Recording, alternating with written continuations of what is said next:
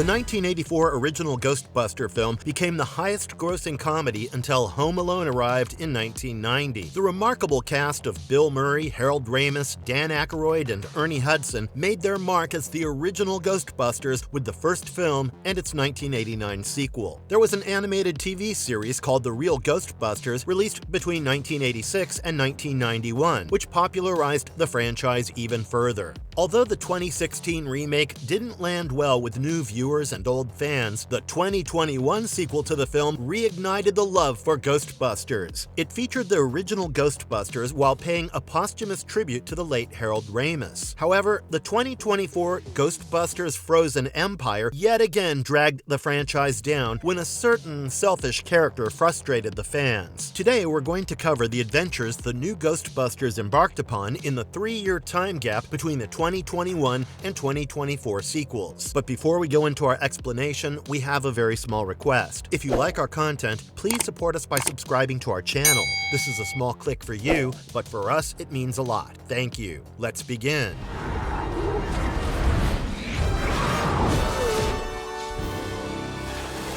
What happened in Ghostbusters Afterlife? First off, let's recap the 2021 sequel a bit. One of the original Ghostbusters, Egon Spengler, learns about a mine owned by Ivo Shandor, the leader of the cult that worshipped Gozer. Ivo Shandor has designed the mine as a temple that collects paranormal energy. Once this energy gets charged, it will reincarnate Gozer and its demigods, Vinz, the Keymaster, and Zuul, the Gatekeeper. Egon tries to warn his fellow Ghostbusters about the apocalypse it would bring, but when they don't take his warning seriously, he abandons them along with his family to isolate himself in Somerville, Oklahoma, where the mine is located. He buys a farmhouse and dedicates his life to engineering a setup full of traps to stop the entities from taking over the world. He's able to capture Vinz, but while luring Zuul, the power fails, and he gets killed by the evil entity. Following this, Egon's broke and estranged daughter Callie inherits his farmhouse just in time, as she is far behind in paying the rent for her Chicago apartment. Callie has grown up despising her father for abandoning her when she was a kid, and believes that he never loved her. She moves to the farmhouse with her kids, Phoebe and Trevor. Phoebe shares the genius and mystery solver trait with her grandfather and eventually finds his lab, where she gets her hands on the ghost trap. Meanwhile, Trevor becomes infatuated with a girl named Lucky and applies for a job at the diner she works at. Phoebe shows the ghost trap to her new friend, Podcast, and the science teacher, Gary Gruberson, who is a seismologist. Gary is a huge Ghostbuster fan, and he tells Phoebe all about her grandfather's legacy. They tamper with the instrument and end up freeing the demigod Vinz that Phoebe's grandfather lost his life trapping.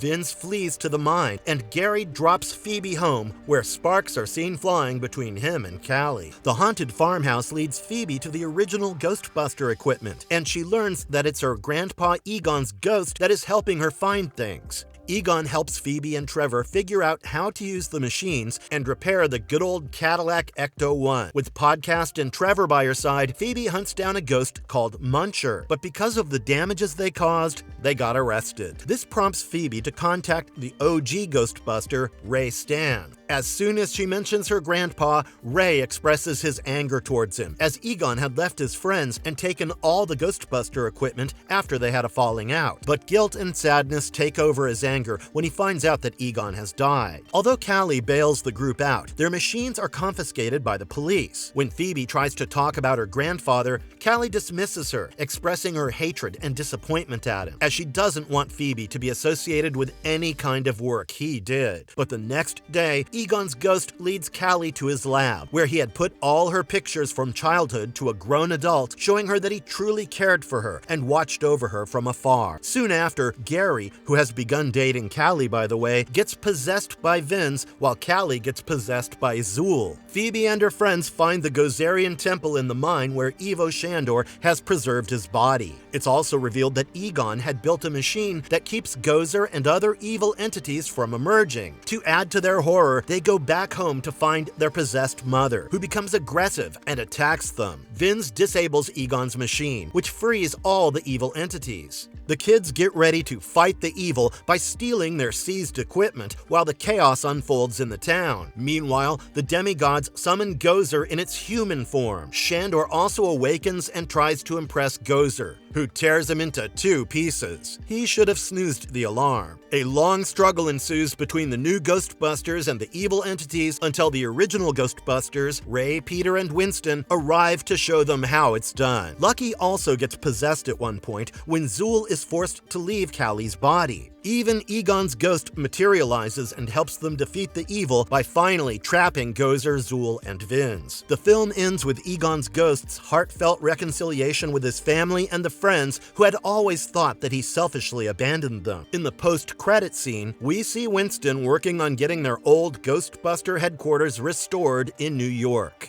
What happened before Ghostbusters Frozen Empire? To learn what happened before the Frozen Empire, we have to dive into the comic series named Ghostbusters Back in Town. Written by David M. Boer with artist Blue Delicanti, this comic follows the lives of new Ghostbusters after the events of the 2021 sequel and before the 2024 Frozen Empire. It shows the family as beginners as they try to find ways to work as a team.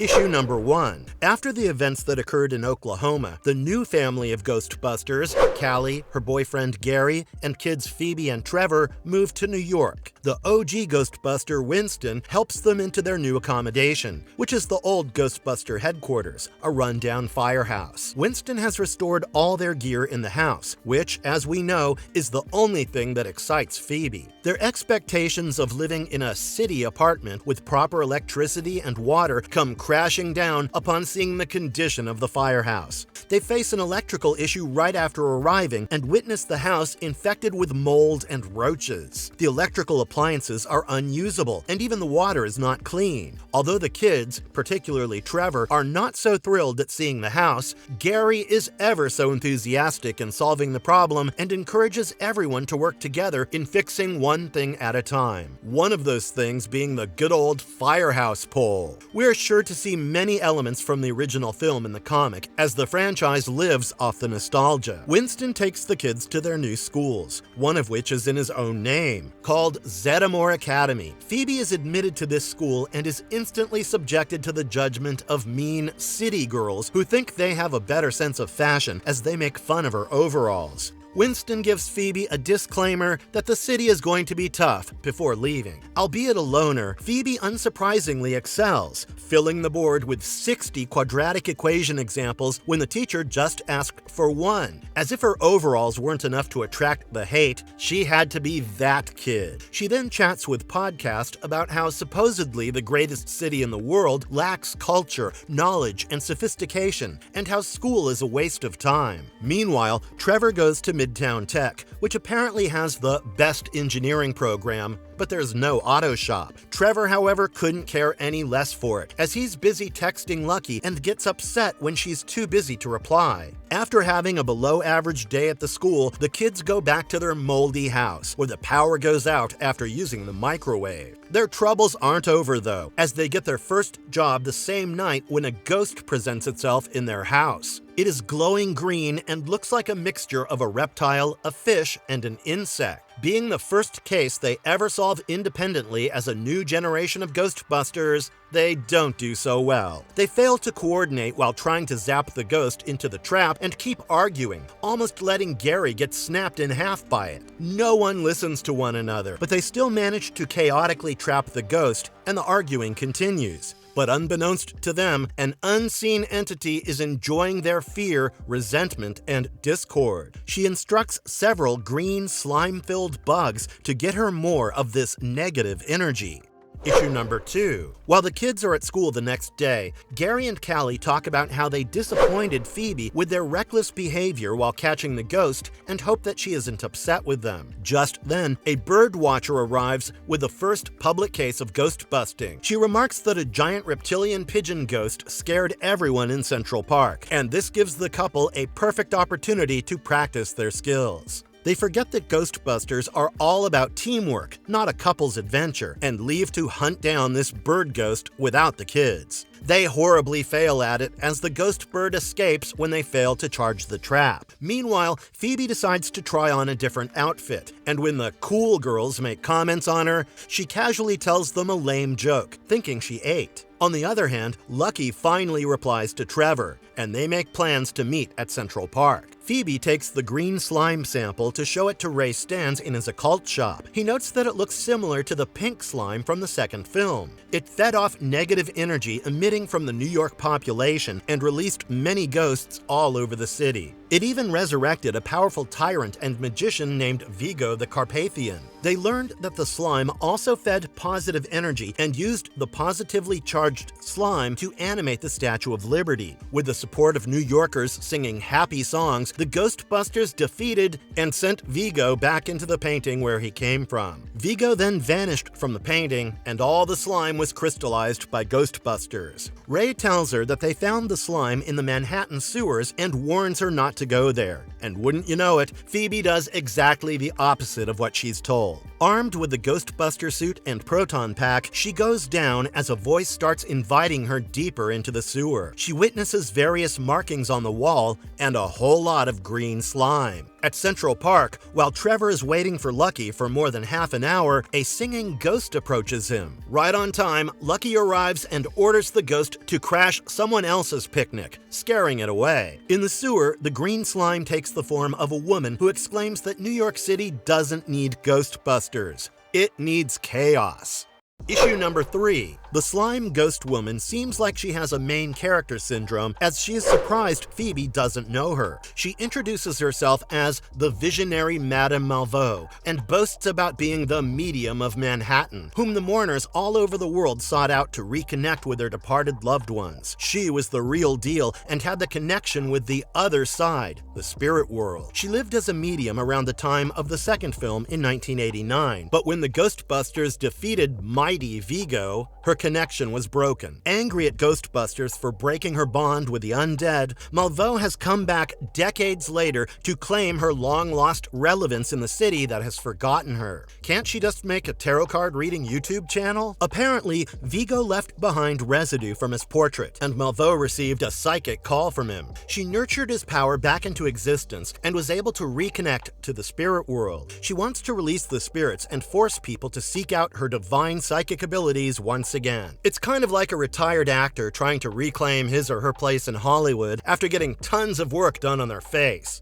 Desperate much? Phoebe finally remembers that she's brought the proton pack, but it's too late, as Malveaux's bugs have started crawling all over her, forcing her to leave the pack and run upstairs. She ends up in a theater and calls her mom for help while being stuck with a bunch of ghosts who demand that she entertain them with stand-up comedy. Cue more lame jokes. Meanwhile, after his picnic with Lucky, Trevor again meets the singing female ghost who tries to enchant him. Callie and Gary get there right in time to save Trevor and capture the ghost, although he claims that he had it under control. They then arrive at the theater, where Phoebe has successfully enraged the ghosts with her unfunny jokes. After trapping them all, the family meets Ray, who shows them a 1993 article on Malveaux. After losing her powers due to the 1989 Ghostbuster event, she resorted to trickery. She collected private information about her clients to convince them of her powers, and the police found all the files she had stolen. She was arrested for perpetrating a massive paranormal fraud scheme, but was never convicted, and after being released, she simply disappeared. Phoebe wants to bust Malveaux immediately, but Ray remarks that it won't be that easy, as they had to power a lot of positive slime against Vigo. He shows her that the pink slime crystal is able to neutralize the green slime. Hence, it can be used against Malveaux. As they have very few pink crystals left, Phoebe devises a plan to modify their proton packs. With this modification, the particle streams from proton packs will pass through the pink crystal. This will alter the protons and give them the pink power to fight Malveaux's green slime. Just as they're talking about practicing the crystallized proton pack, a target presents itself in the form of a green slime river flooding the firehouse.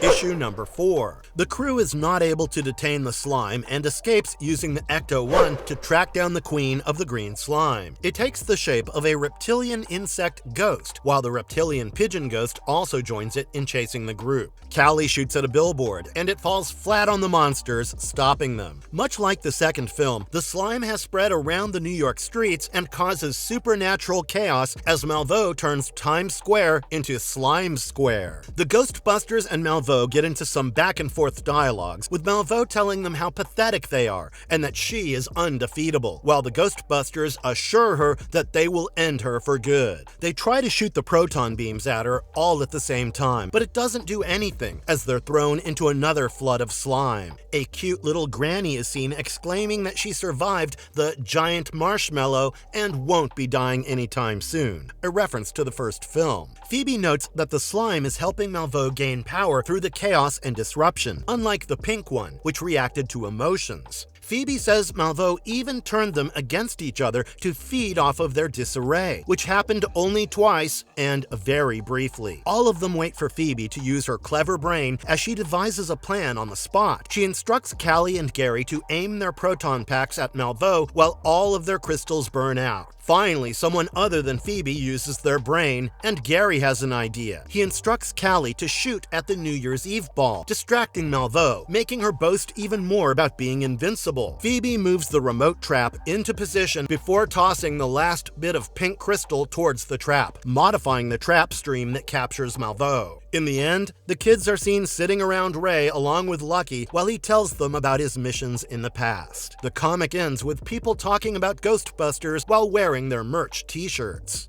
Was it needed? The comic shows the Spengler family as freshmen in the game of ghost busting, with their lack of coordination and more than necessary attempts at bad jokes while hunting. Seriously, all of them try this joke thing and fall flat. Maybe that's the motive here, to portray them as some sort of lame heroes, which is done far too many times with many brilliant attempts in most comics we read. Many things don't add up in a sensible chronological order, as they made a huge deal about Trevor driving Ecto-1 and Phoebe sitting on the door gunner seat in the Frozen Empire. But in the comics, that happened earlier than the film. Phoebe is riding on the roof of Ecto-1 while Trevor drives it. It doesn't really reveal anything drastic that we didn't know or couldn't have imagined on our own. It uses many elements from the films, like modifying the proton pack, the slime thing, and the ghosts vandalizing the firehouse, which leaves very little for a new creation. People would be fine not knowing the events of this comic, as there is no earth-shattering revelation.